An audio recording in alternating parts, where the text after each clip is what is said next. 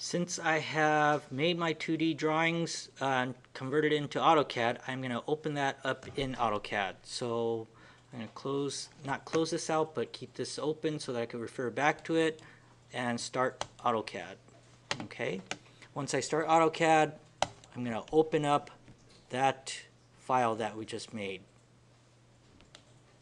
Okay, so I will open that up. It's made by, yeah, sure, continue opening, and there is my cut pattern. Remember, when it is in the default layer, it has all of Rhino's line work and stuff, so I'm going to have to change this up a little bit.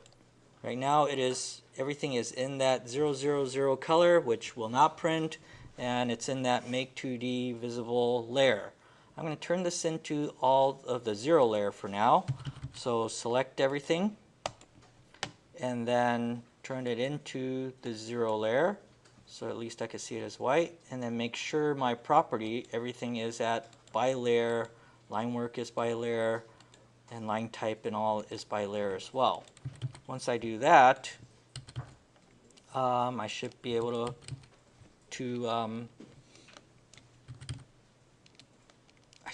work with these lines. Okay. When I did get this model into AutoCAD, this was a actual size object. Okay, so in Rhino, since we made this thing, we made the model in 1:1 size, which is, if we measure this thing out, distance, it is 30 feet. The drawing, the flat drawing, is also 30 feet. So in AutoCAD, it should also be 30 feet. Okay, so distance, measure that out, and it says 30 feet. Okay. The problem with that is that our laser cutter only has a table that is about 24 by 36 inches, which means that this will not fit. That means that we have to convert our drawings, scale it down so that it will fit onto our board or all our cutting material. Okay.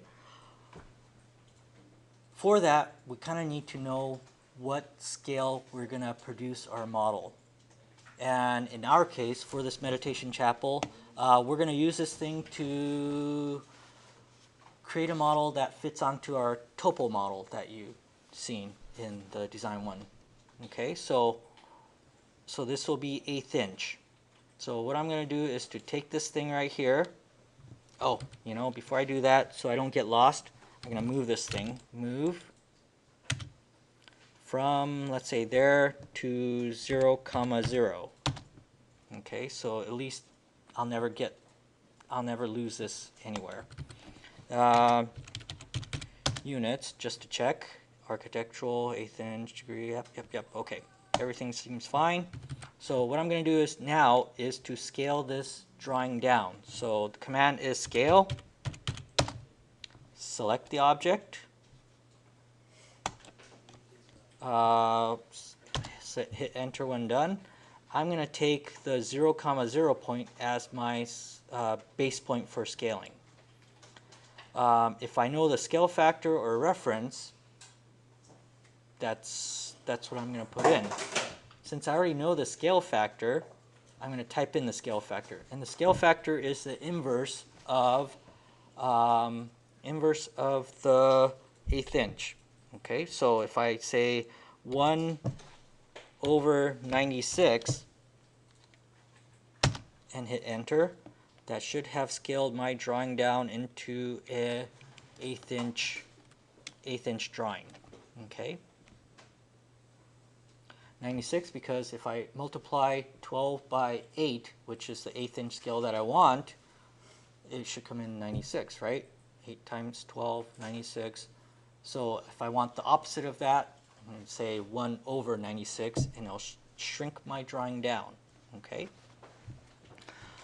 So this now, when I measure it, distance, select that to that, it'll be 3 3/4 inches, so a little bit smaller than 4 inches. That's what I think you guys made the paper model out of things, right? To fit onto the site model, and that was about the right size. So I think it's gonna work. Okay. So this drawing will work, but to get it into to make this thing clean, remember we did other commands as well, such as overkill.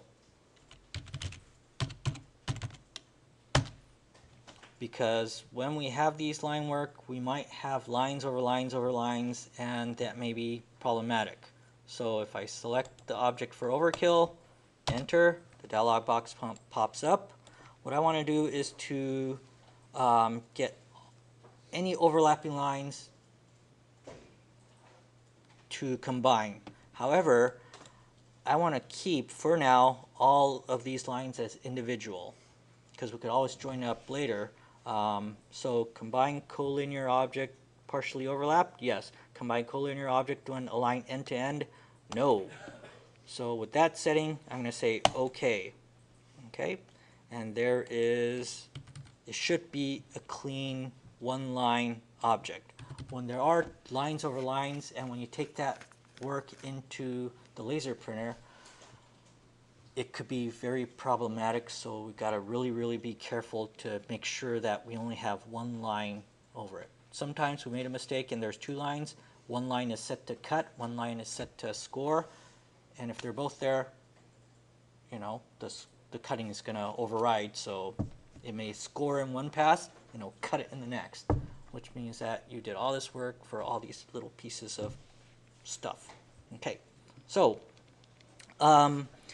we have all these pieces together. We still have other layers, so I'm going to type in the command purge and then get rid of all of any line works and stuff that I'm not using. So confirm each layer. No, I don't want to confirm it, so purge all. And it looks like it got it with one pass, because there's really not that many lines here, right? If you have a line work that is very complicated, you know, that might take a little bit more purging. Okay.